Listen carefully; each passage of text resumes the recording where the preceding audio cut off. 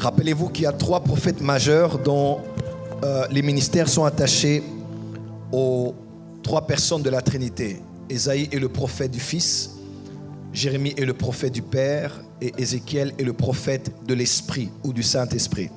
Ésaïe est le prophète messianique. Il est l'évangile de Jean de l'Ancien Testament. C'est au fait l'évangile de l'Ancien Testament. Il parle du Seigneur dans Ésaïe chapitre 6, il parle de lui dans Ésaïe chapitre 9. Que dire d'Ésaïe chapitre 42, le serviteur fidèle et le sommet de tout, il parle d'Ésaïe 52, 53, Ésaïe 60, l'Esprit du Seigneur est sur moi. Jérémie parle au nom de l'Éternel, il parle beaucoup de Dieu, le Père, qui autrefois utilisait les prophètes.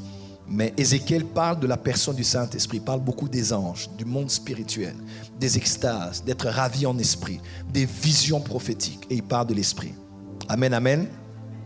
Et Ézéchiel a vécu dans cette période exilique. Il y a 3 catégories de prophètes. Il y a les prophètes pré-exiliques, exiliques et post-exiliques. Les prophètes qui ont existé et exercé leur ministère avant l'exil de Babylone.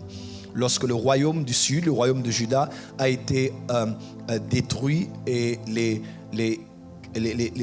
quelques-uns restent a été emmenés en captivité à Babylone. Il y eut des prophètes en cette période-là qui avaient aussi reçu l'appel de Dieu.